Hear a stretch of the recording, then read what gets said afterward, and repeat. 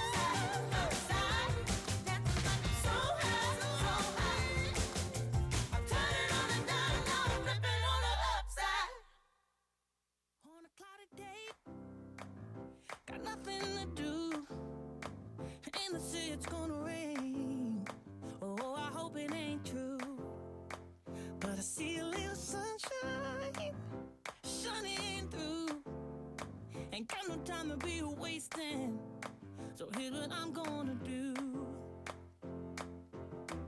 Won't be holding my breath, I'll be moving in step to the rhythm that I'm creating.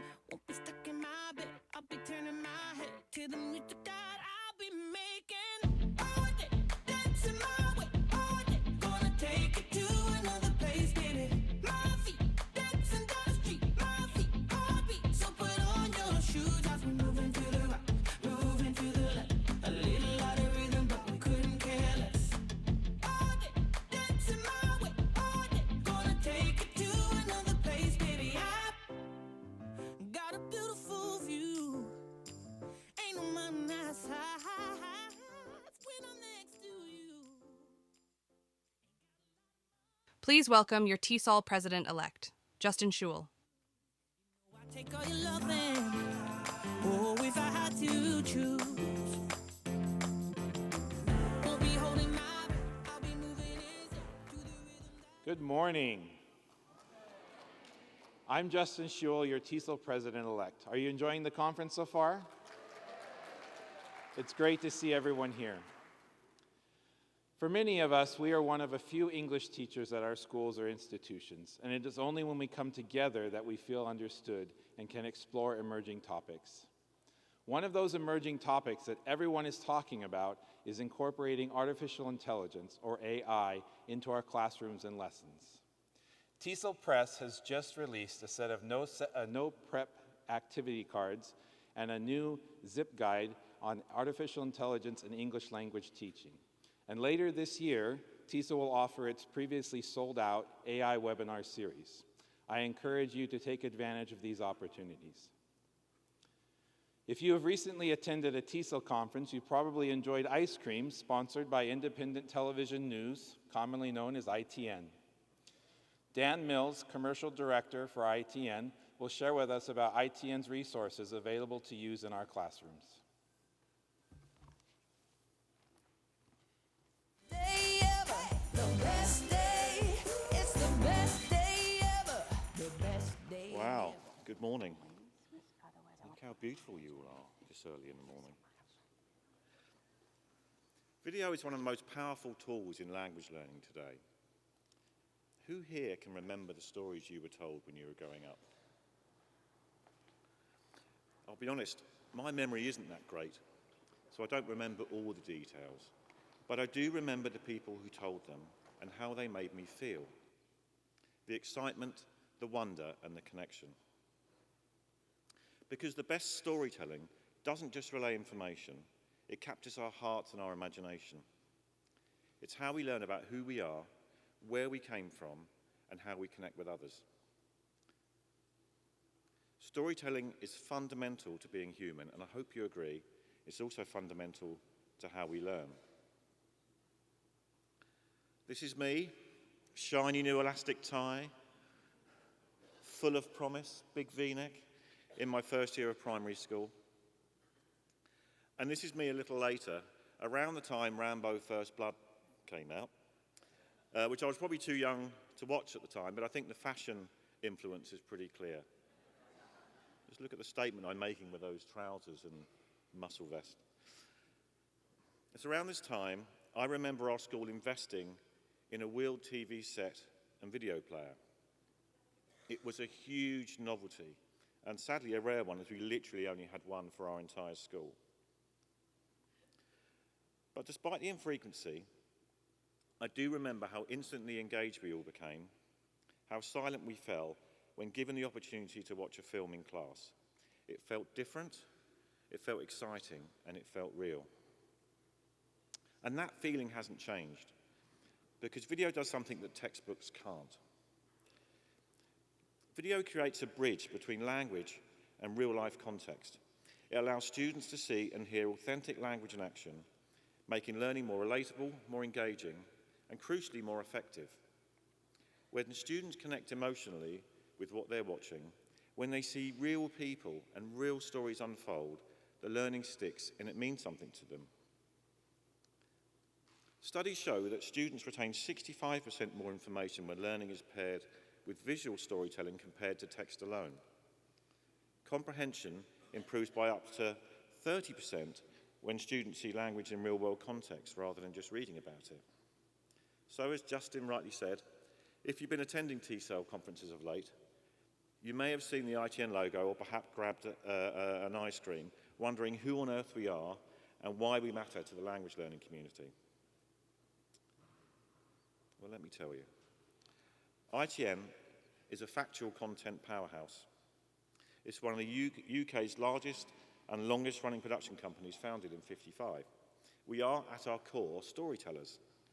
And while we may not be the obvious name in the ELT space, chances are you already know our work.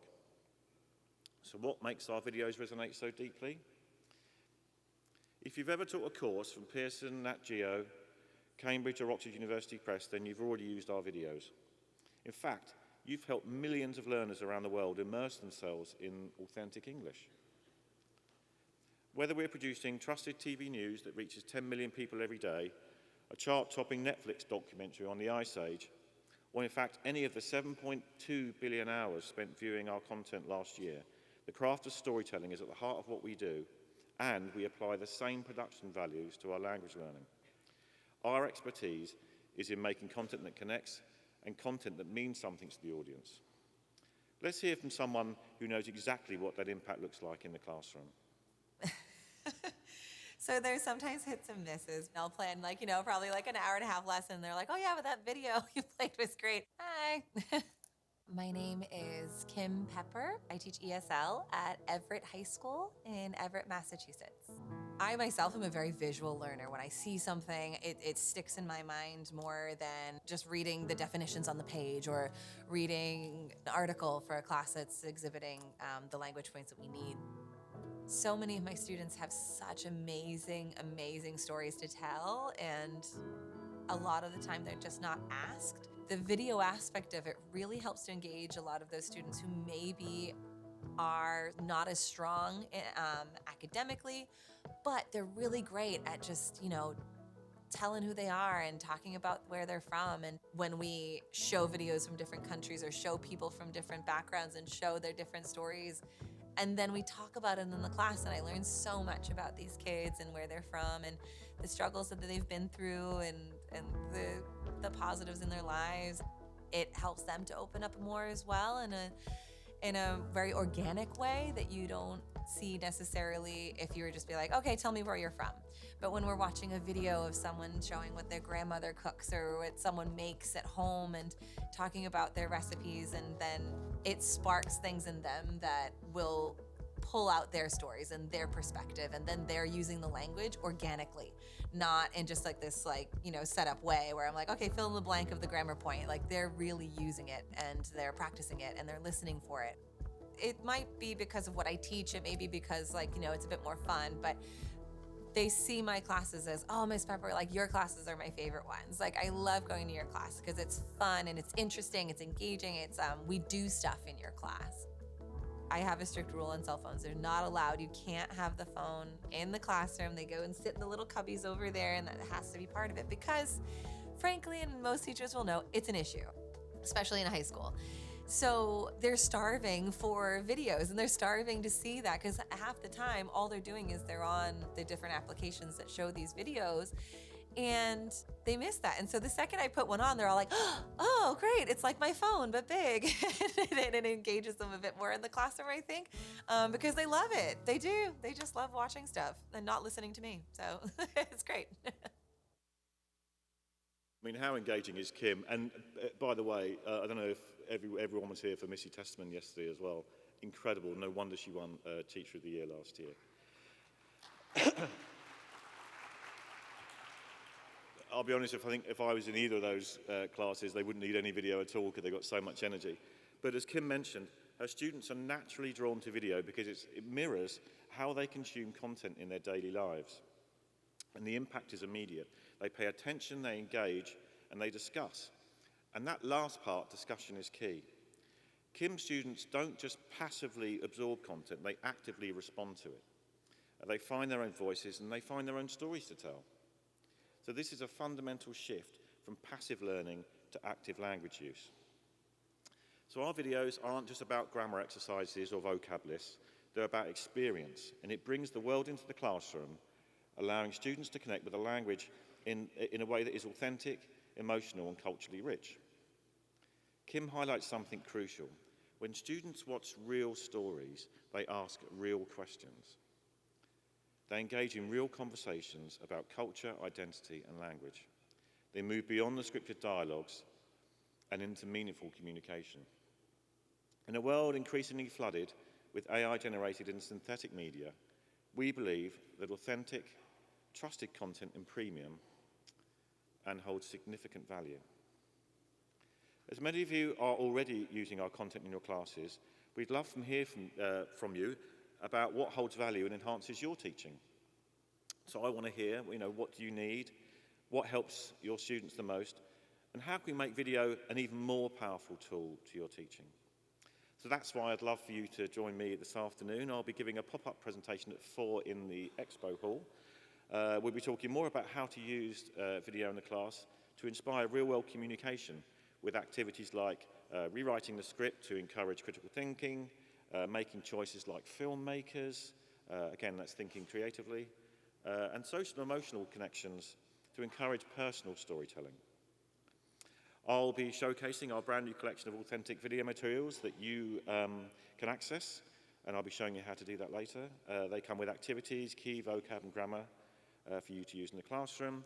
But before then, again, as Justin mentioned, come and see us and grab an ice cream at 2 o'clock and pick up a raffle ticket, because I'm giving away a proper reporter's, ITN reporter's mic to help get your students really talking in class.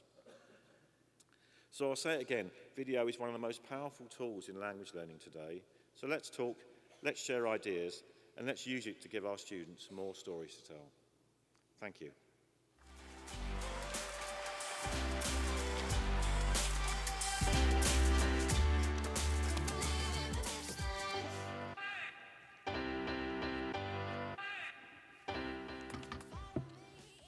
Thank you, Dan, for sharing that with us, and for the ice cream.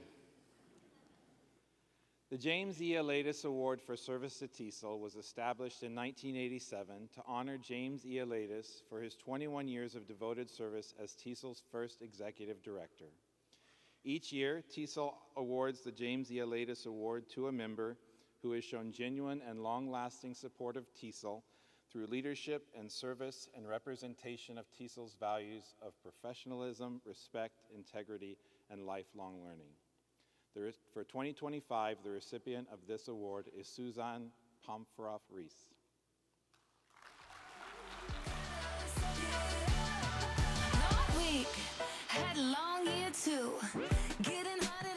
Suzanne's service to TESOL spans decades, beginning as a column editor for the Ohio TESOL newsletter.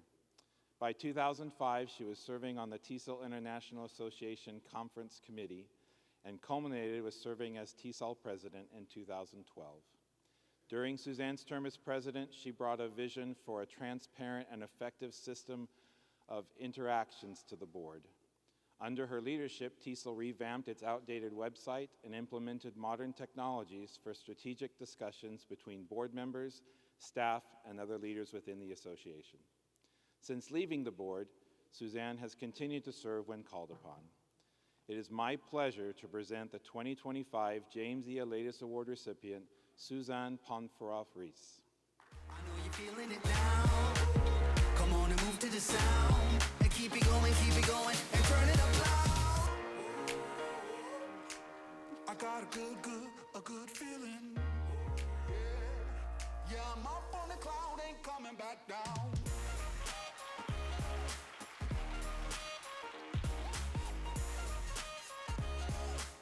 I got a good feeling.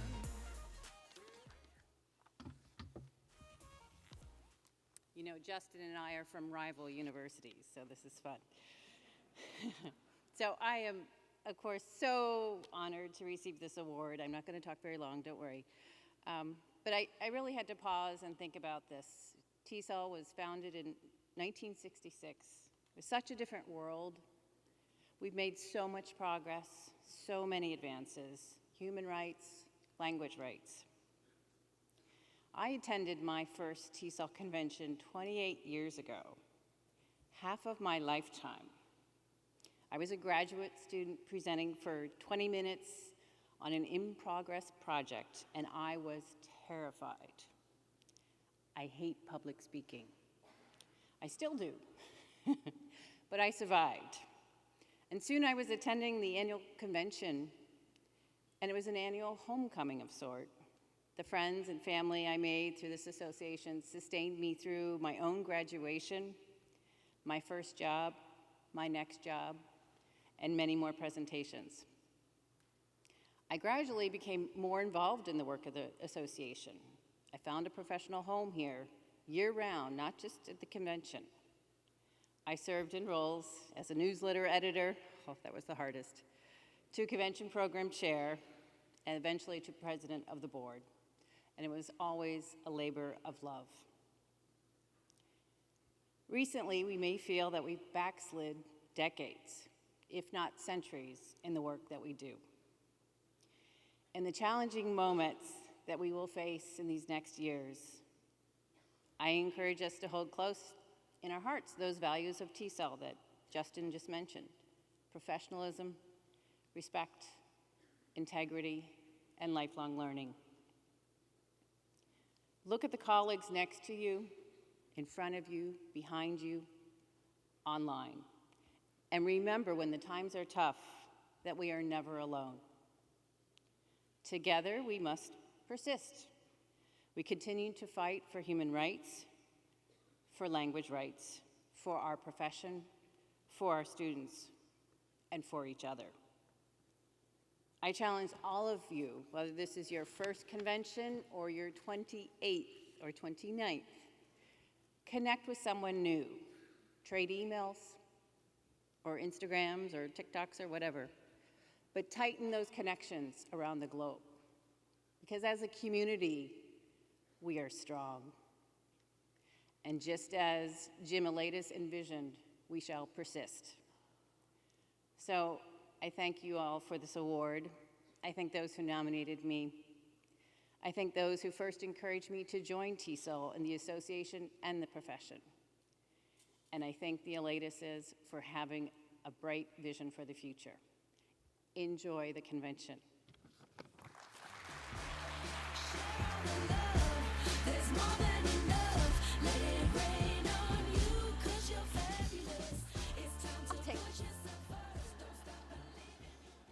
Congratulations, Suzanne. It's so well deserved. It is now my pleasure to introduce your TESOL Board of Directors President, Debra Suarez. Debra is a veteran educator and advocate. Today, she was going to examine how we can sustain ourselves and recognize joy as a vital tool for fostering respect, inclusion, and robust learning. We turning up all the way on the down like work it out. Come and show me what you're all about. I'ma shout it real loud and proud like, baby, I'm fat. Good morning.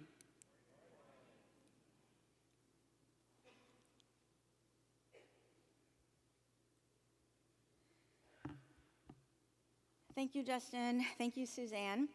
Before I begin, I want to take a minute to recognize the California TESOL Education Foundation for their work supporting TESOLers while they were displaced by the recent LA wildfires.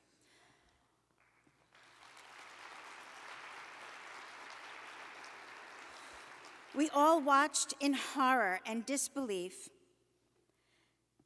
earlier this year as more than 1 million acres burned and destroyed a total of 1,716 structures, just 30 minutes away from where we are now.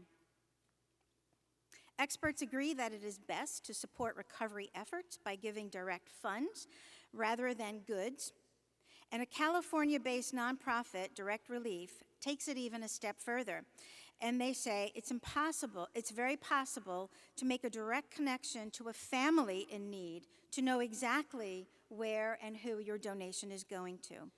The California TESOL Education Foundation took this advice to heart and leveraged their existing foundation to match donations collected with TESOL members displaced by the fires. It is my absolute honor to recognize the California TESOL Education Foundation with the TESOL 2025 President's Award.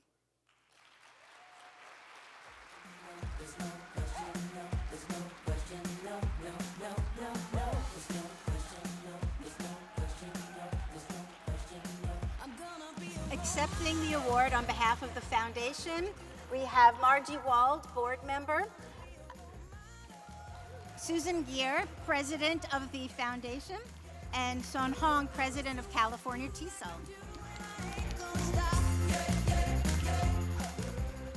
So it is a true honor to receive this award. First, on behalf of the TESOL local team, I want to welcome everyone, or we want to welcome everyone to Long Beach. And on behalf of the foundation, we want to thank TESOL and Debra for recognizing the TESOL Education Foundation's work to support TESOL members. As the fundraising arm of TESOL, the foundation supports members in many ways: memberships, conference events and registrations, as well as awards and grants for instructors and their students. But as we watched the fires rage, we knew we wanted to do more to provide the resources our members needed in this crisis. Our hearts go out to all who have lost their homes, belongings, and peace of mind, and we hope that this fund can help bring a little sense of safety and comfort back. Unfortunately, given that California is prone to fire and other disasters, we hope that this fund will continue to support our members over time. TESOL and the foundation will ensure that 100% of all donations go directly to those affected. And so, since they gave us the mic for a second here, I'm going to take this opportunity to ask you to consider donating today. Thank you, and thank you again to Debra and TESOL for honoring us with this award. Thank you.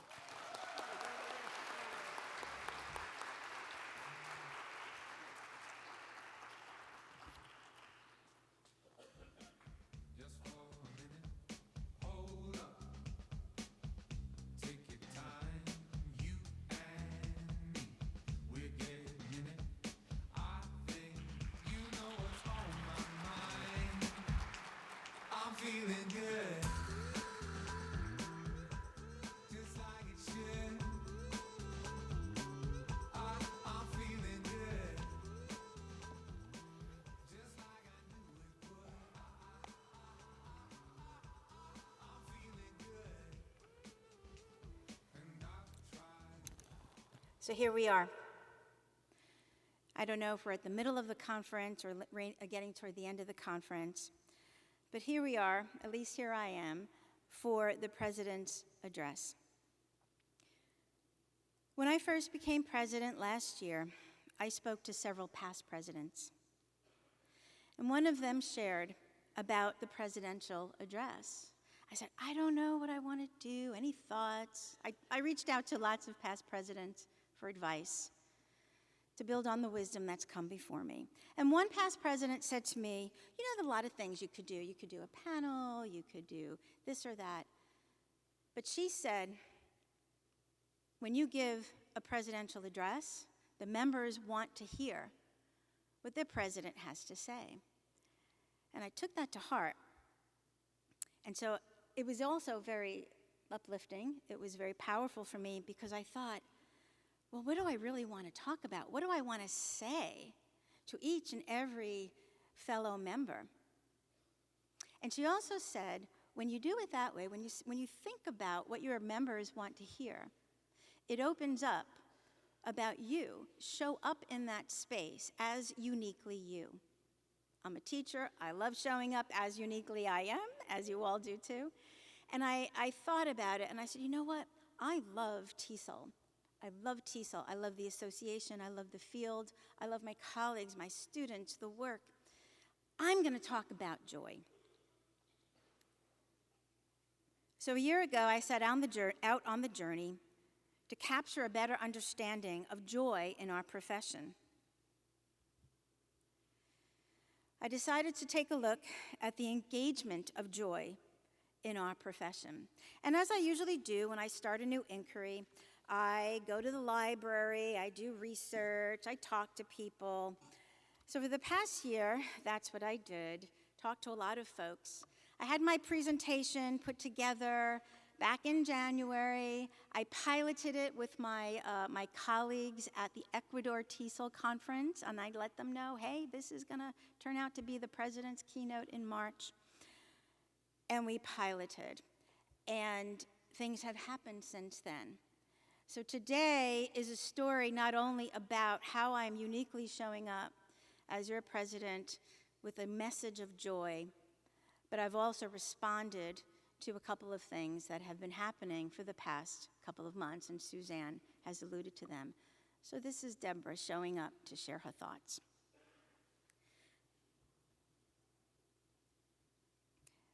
So I'd like for you to just take a minute, quiet reflection. If we were in a different kind of venue, I'd ask you to talk to the person next to you, but just a minute, quiet reflection.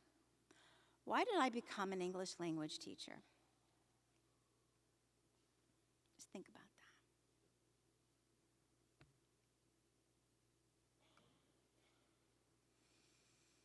Are you imagining it? Are you seeing yourself many years ago, bright and shiny new teacher? Maybe it's right now you are a bright and shiny new teacher, but keep that in your mind as we go through.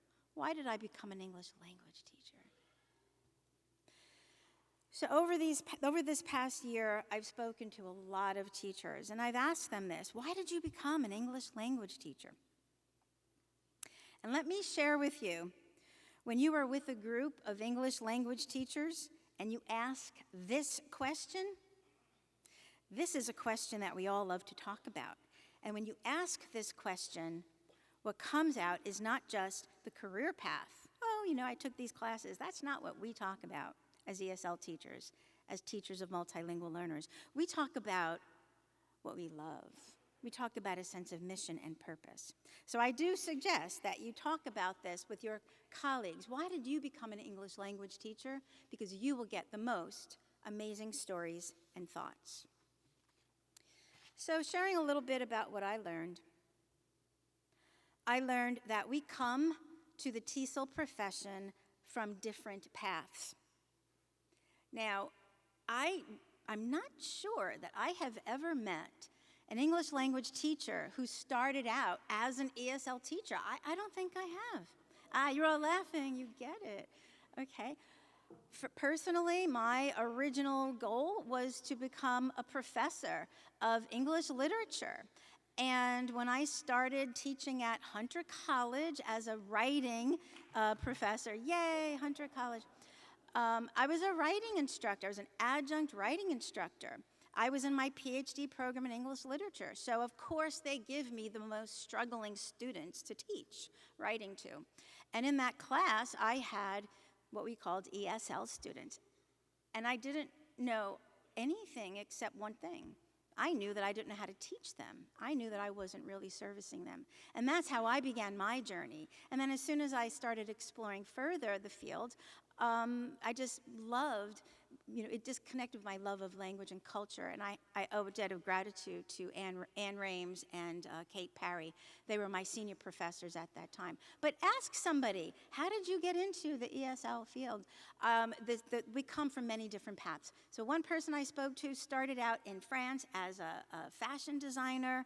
I forget exactly that connection. but we come from many divergent paths. And what brings us to this career is usually some sort of aha moment. It's not simply, oh, I took that class and that was interesting. It's not. We have all had an aha moment. At least that's what I've found. And that aha moment often is about a mission or a drive, a sense of purpose. So for example, for me, it was a mission to do better by these students in my class. And then as I continued in the field, I began to understand the connection between ELT education and community and advocacy, and I took on a sense of purpose.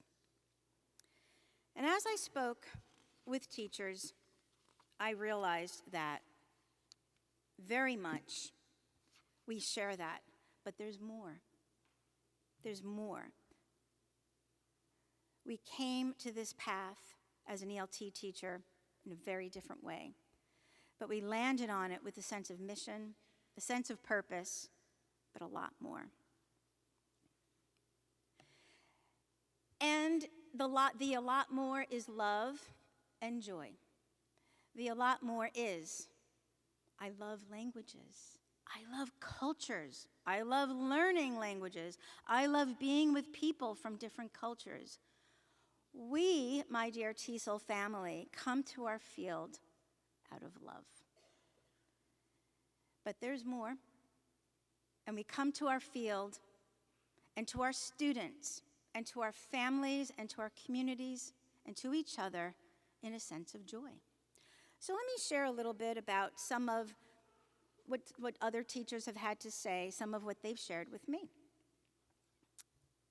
Teaching makes me happy. Some responses are really simple. What do you love about teaching English language students anywhere in the world?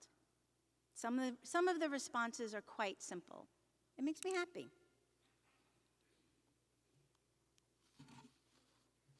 Some are a little more specific. I love seeing students grow.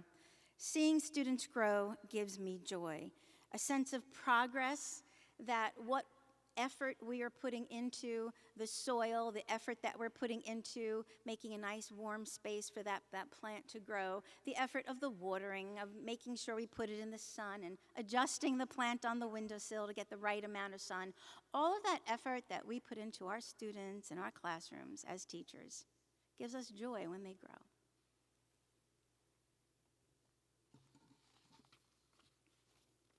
And in some cases, teachers talk about themselves, and they talk about the profession. Don't you love that puppy dog? In some cases, English language teachers talk about how we engage in the profession and how that makes us feel. Teaching English as a foreign language gives me room to be creative. That quote is about the individual, it's about the teaching, and it's about some level of joy coming from creativity.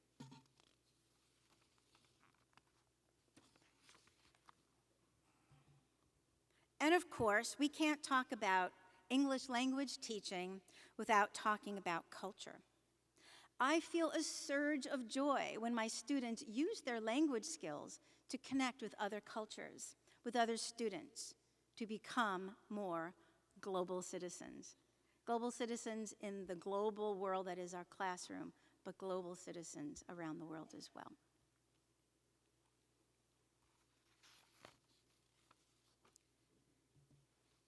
And of course, many teachers talk about a phrase that we use all the time, which is lifelong learning.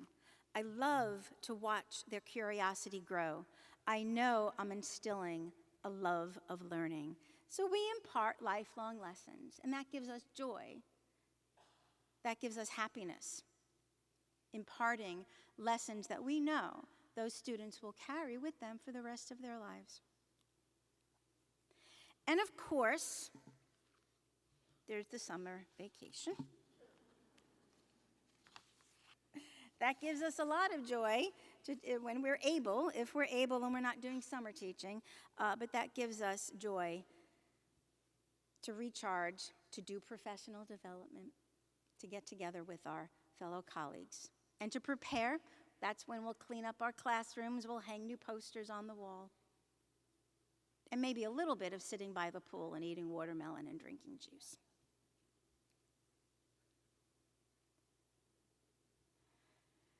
But what sustains us beyond that sense of purpose?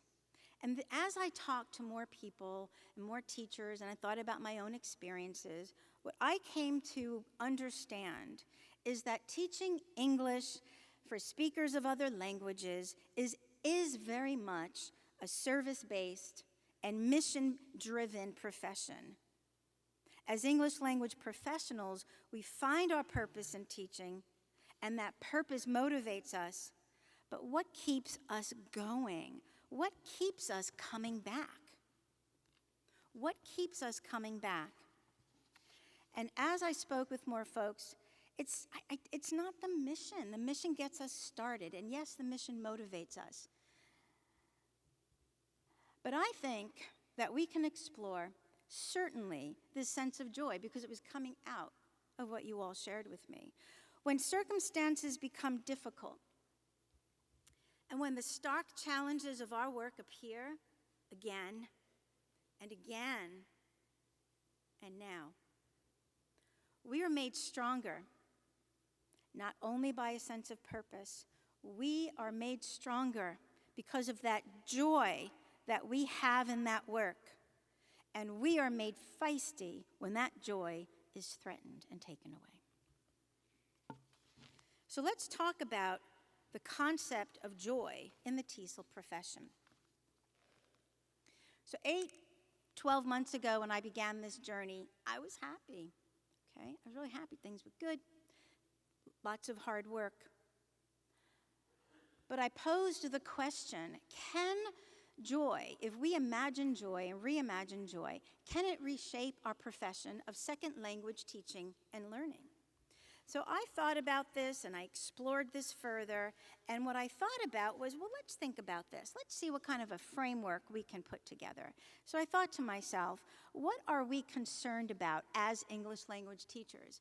What are we concerned about in the foundations of our field? So I think we would know language and culture, creativity of teaching, using our imagination and innovative approaches to make learning more engaging, to make learning more effective, enjoyable, using theory-driven, evidence-based practices to create classroom experiences. We don't just do whatever. We are very much theory-driven.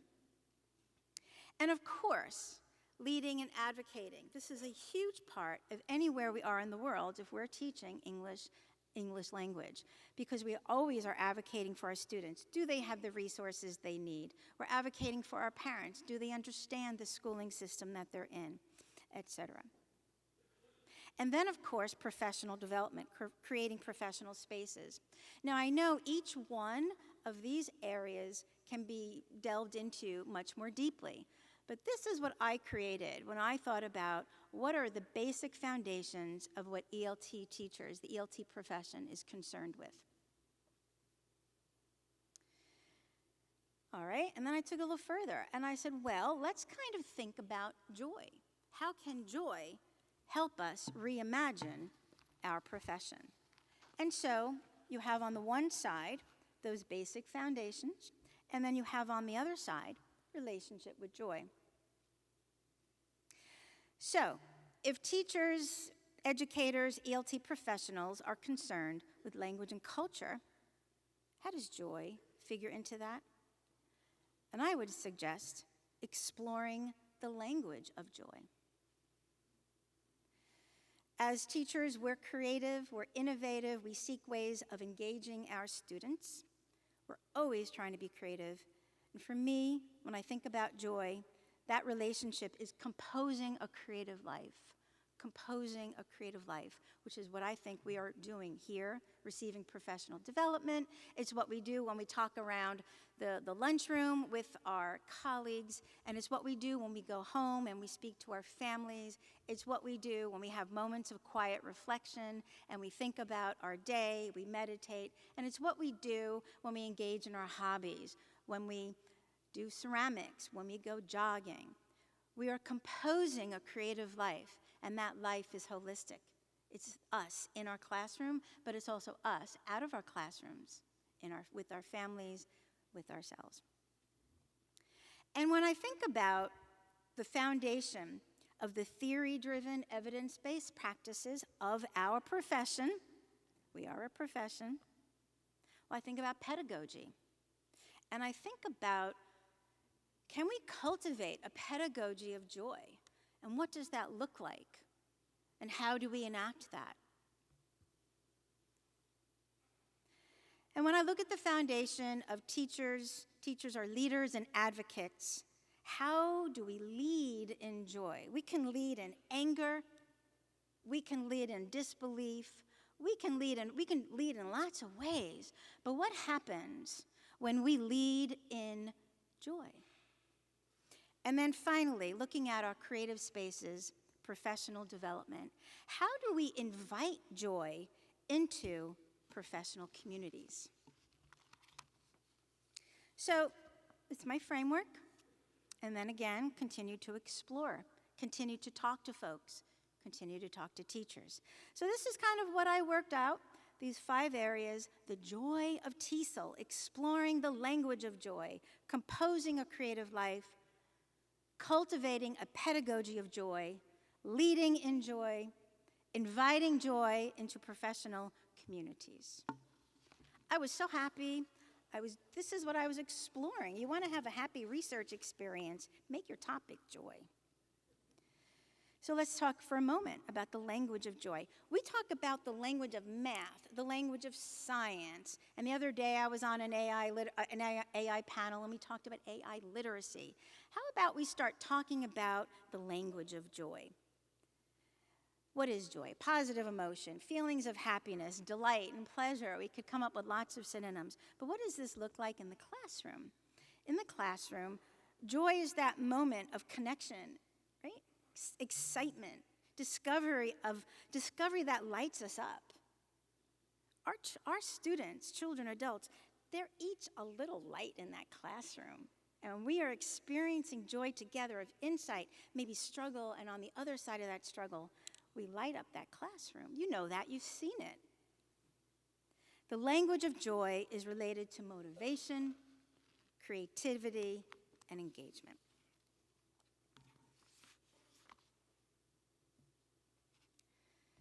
Composing a creative life. So what does that mean as we engage in our lives and we create, we compose our life?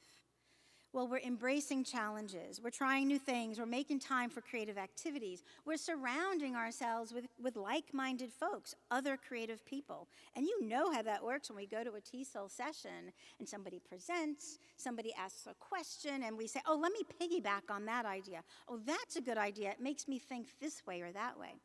We're doing that right now. We're surrounding ourselves with creative people. We are living our values. Suzanne mentioned that, to come around our values. We're focused on experience, trying new things, and then expressing ourselves artistically. And there are lots of ways to express ourselves artistically. I have my writing partner, Doa Rashed. We're working on a mentoring program.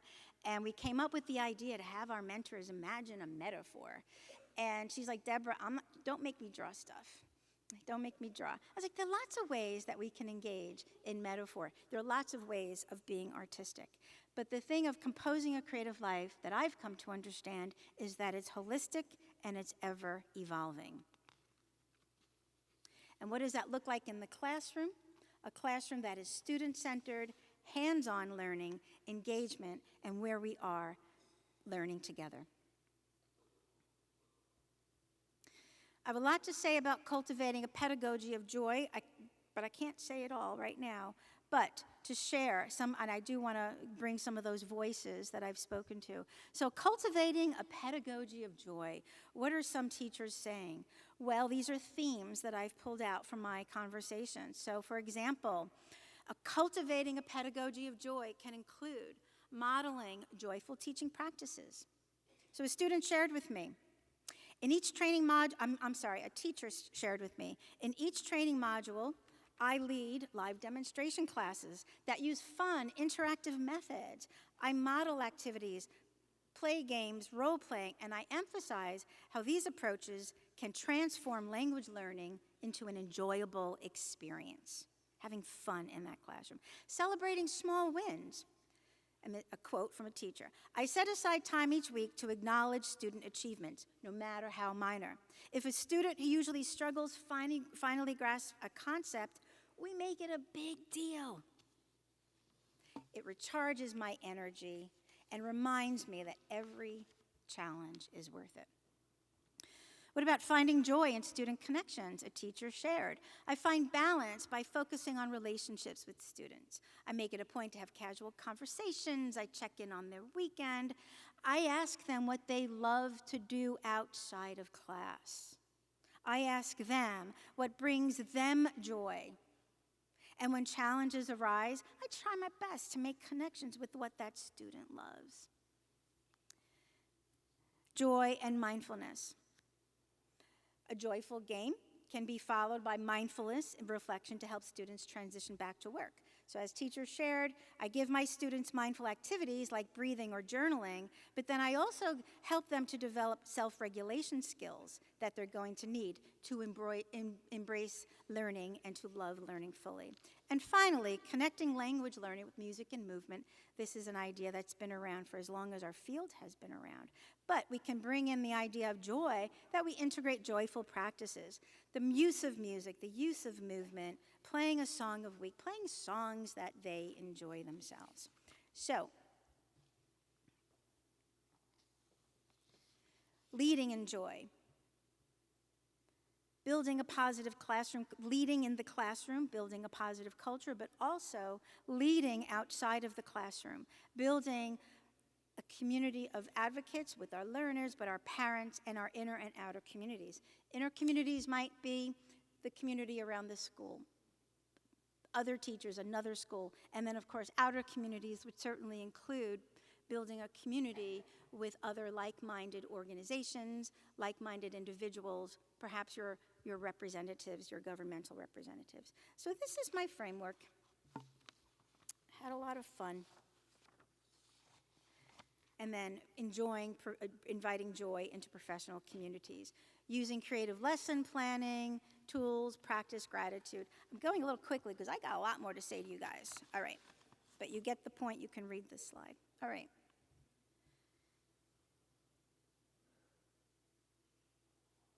I was really happy when I was working on this. It was exciting. It was joyful. And there is something that I don't have on that screen, or I didn't have any on any of the other screens, and that is overcoming obstacles to joy. But while I was talking to folks, there was a clear message that sometimes it's hard to be so positive and to remain happy. And so it really came out. So we had a lot happening, breaking headlines, one after another. And it started, I guess, back in November, and then just really kept hitting us. One headline after another. For example, U.S. Agency for International Development, USAID, shuts down.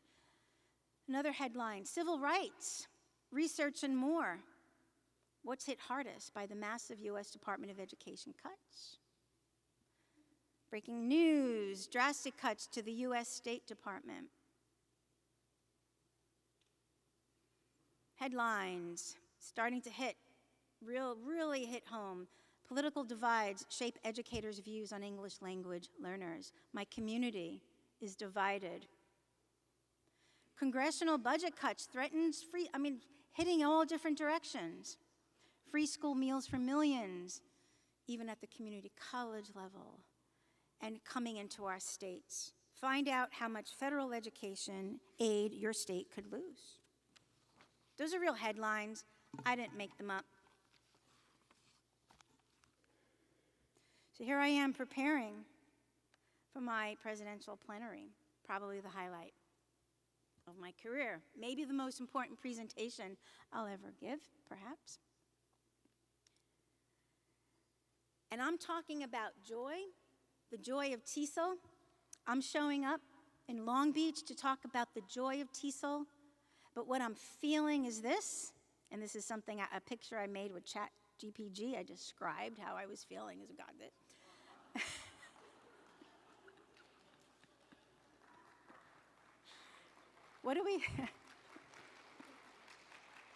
So what do we have here? Mount Vesuvius erupting. The little villagers looking on in horror, scattering, and the temple on the mount getting destroyed. What's built, beautiful, getting destroyed. How can I be responsible and show up here and not address what we're all feeling? We had the opening celebration, and what did people ask me? The first thing they asked me was, how are you doing? I'm good, I'm here, I'm TESOL, I'm happy. No, that's not what I mean. How are you doing with everything that's going on? Everybody wanted to ask me that. How could I be responsible and show up and only talk about joy?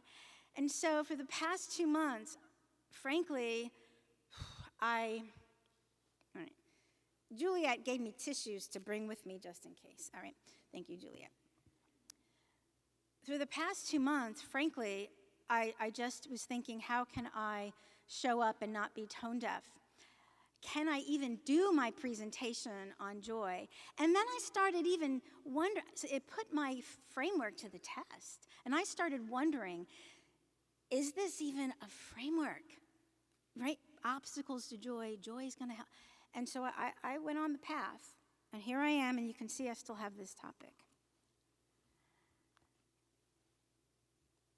And that's because, fortunately, I'm a member of TESOL International Association. I might be president this year, only for 2 more days, but first and foremost, I'm a member, and I have a community. In November, our then interim executive director, Rosa Aronson, feel free to applaud,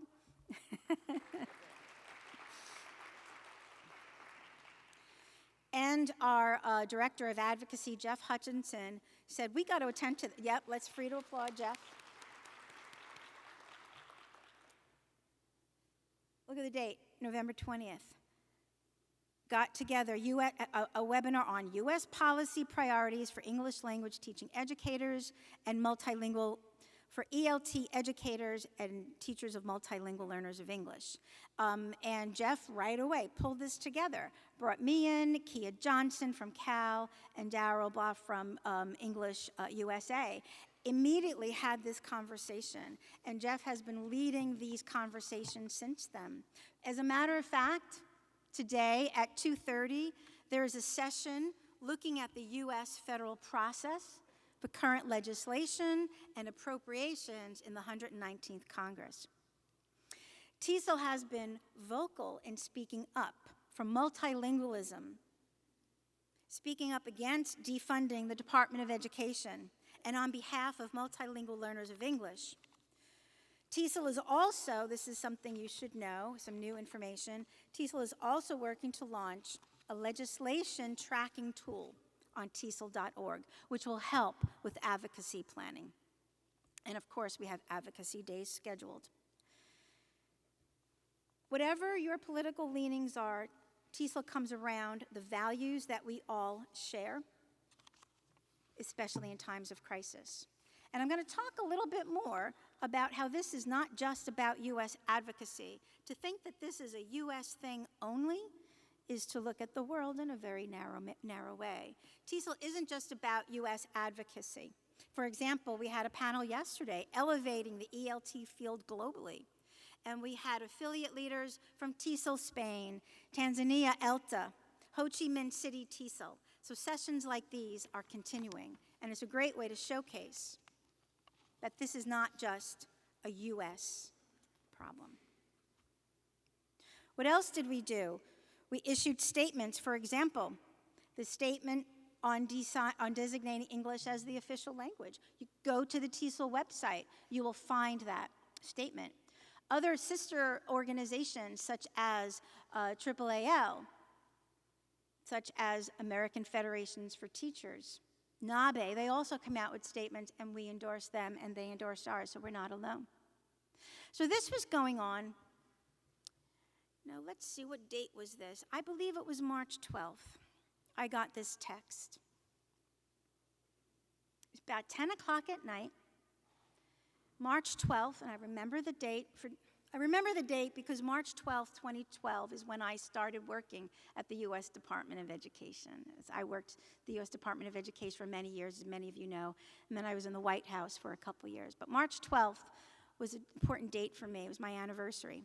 March, which I left, I'm no longer with the government for a year and a half. Ever since I was elected as TESOL president, I did not want to have to deal with potential issues of conflict of interest. So I haven't been in that space in more than a year and a half.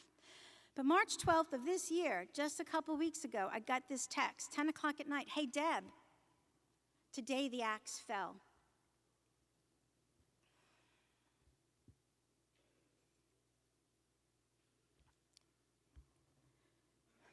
And I received that from a colleague of mine that worked with me at the U.S. Department of Education, a PhD researcher. I won't say too many details about her, but a PhD researcher who worked real hard in the Institute of Education Sciences to create and develop the data sets that we all use when we want to understand at a national level how our students are doing, and also international data sets. But more than that, I worked with her. I was not in that Institute for Education Sciences, but I worked with her on opening up opportunities to minority researchers at HBCUs to get the grants that we use to then use that data to analyze, and that's how I knew her. Hey, Deb, today the axe fell, and what she shared with me was, today it finally happened. They let go all of us. And then my phone kind of exploded. That's what was going on. I used to be happy, looking at joy, researching joy. TESOL statement supporting the U.S. Department of Education. We've all been hearing about how the Department of Education might be closing down, getting shut down, and we're going to be hearing more about that as well. TESOL, under the direction of our new leadership, Danielle Stout, and let's applaud Danielle.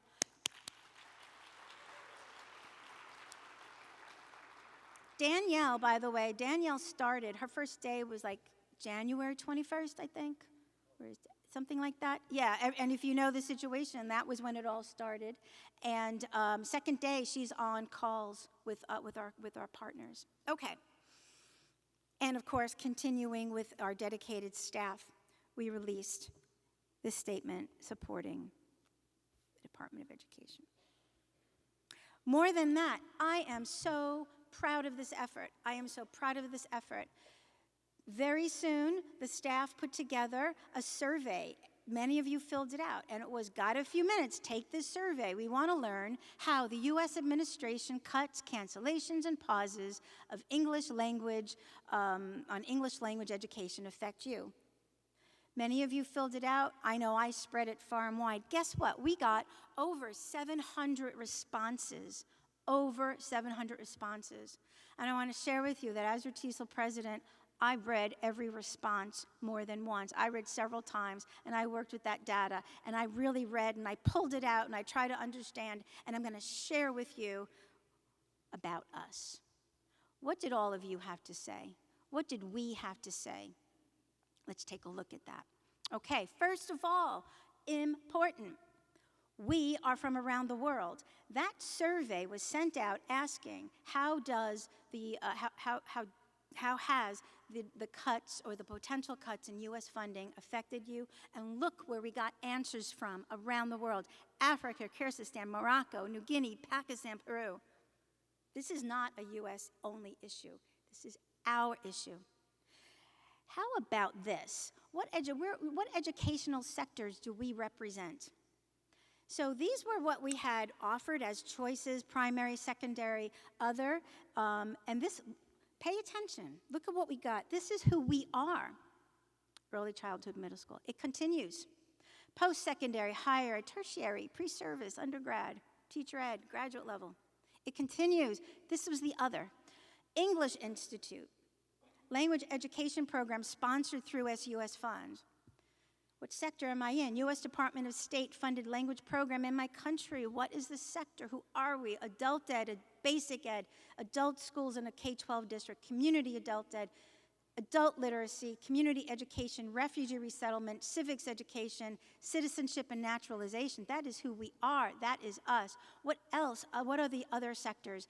Nonprofits, institutions, language schools, publishing, International Binational Language Center, Regional Education Center, English language centers, education research and evaluation. I'm reading them, you responded, your voice is here, I'm reading every one.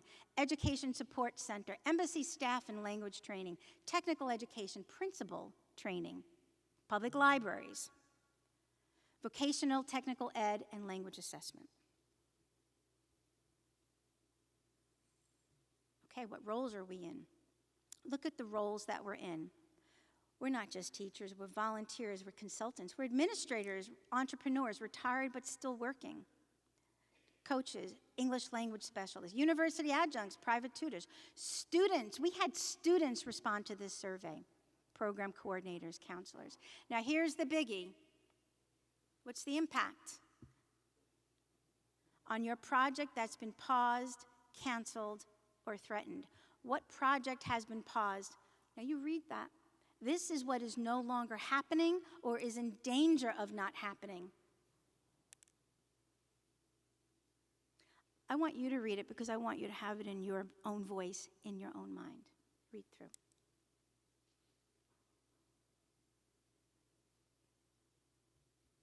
Ready? What else is canceled, paused, or threatened? What else is not happening in the world because of this? What else is not happening in our world because of this? Read it to yourselves.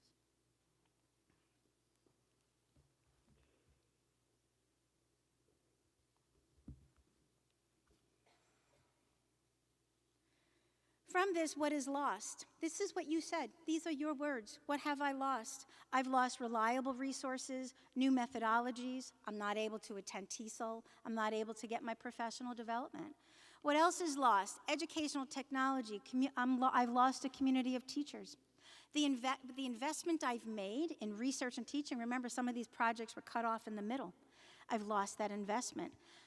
My students are not getting degrees, credentials, they're not going to get jobs. What else is lost? Community well-being, motivation, humanitarian efforts. You have words. Diplomacy, trust, and hope. How can I stand here responsibly and not address what you said in that? So,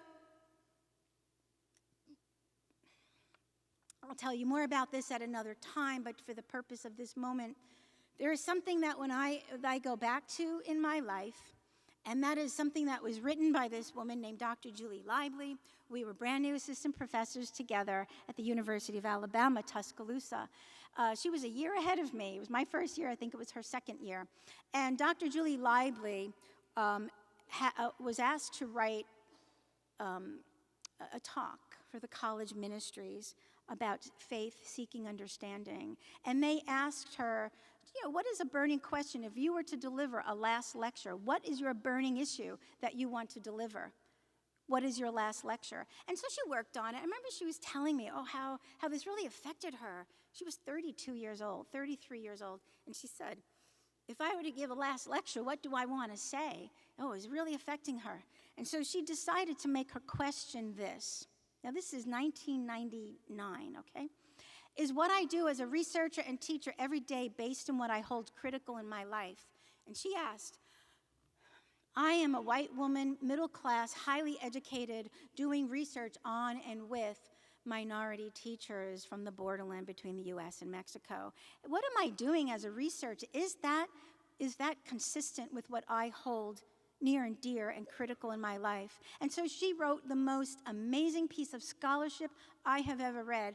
Long ago, I printed it out and I put it up on my bulletin board, and I kept that with me. Every office I had, and I put it up there. I've read that over and over. Every time I go back to that piece of scholarship, I learned something new every time, and I'm sharing it with you. But to move on, what Julie finally figured out for herself were these three questions. And she said, I think that I can remain within my values if when I come up with an epistemological notion of social theory, if I can answer these three questions. Does your social theory speak truth to people about the reality of their lives? Does the social theory equip people to resist oppression? Does this critical social theory move people to struggle? So here I am looking at Julie's work, and I did my best. I did my very best to connect the connection. And maybe we have a question such as this. Does our sense of joy speak truth to ourselves?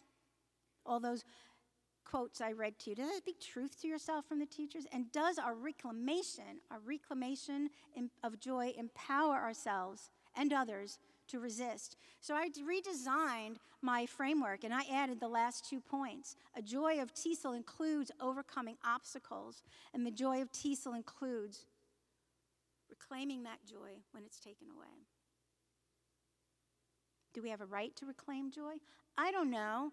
All these truths are self-evident, that we have a right to life, liberty, and the pursuit of happiness, so maybe. Okay? What else did all of you say? And I'm beginning to run out of time, and I see them in the wings, and I'm wrapping up. So, from the responses from all of you, there was very much issues of joy. In your own responses, when you showed issues of despair, you talked about what motivates you. You talked about what makes you happy because you were talking about joy being taken away. I could have helped thousands of teachers. I could have helped thousands of teachers, and now I'm not. Families highly benefit from these trainings and professional development. They become proactive. Confidence develops. There's collaboration. So, I'm going to show, you might see your name up there. It's just how you have influenced me during my journey these past couple of months. Thank you for that gift. I'm going to share with you to continue your own exploration of joy. Don't let them steal our joy. Don't let them take away our joy. The stories that we have collected may have shown despair and sadness, but it also showed the love of teaching, the love of learning, the joy of our students, the joy of our colleagues, and helping our community develop. the joy of sharing with the world. During the pandemic, we came up with a saying that helped motivate us. We are TESOL strong. We have a right to our joy, and we have a right to reclaim it. So if you take one thing away from this presentation today, it is this. In this room now, this is our joy, our collective joy. And we envelop ourselves in the power and righteousness of our collective joy. Let us now go back to our classrooms, our schools, our districts, our communities, the offices of our congressional representatives, and reclaim that joy. Because we are TESOL, and we are TESOL strong.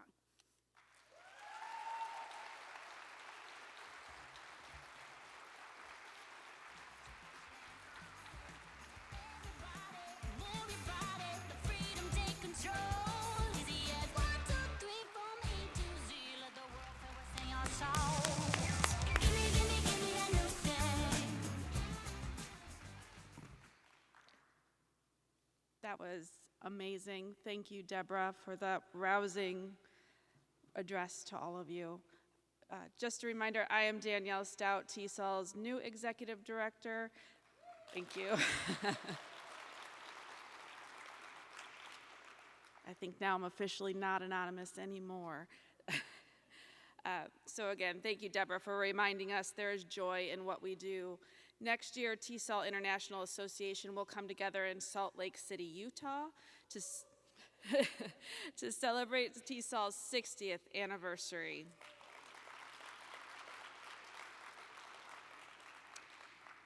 It's amazing to think that for 60 years, TESOL has been advocating for and improving English language education, and Salt Lake City has sent us a video message.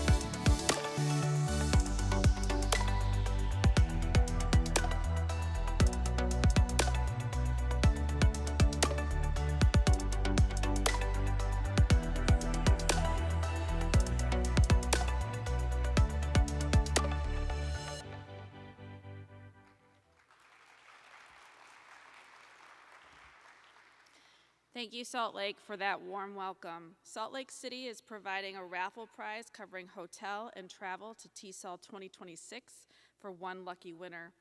Be sure to enter the raffle at TESOL Central and be present in the expo hall between 1 and 1:30 tomorrow when we'll draw the winner's name. You must be present to win.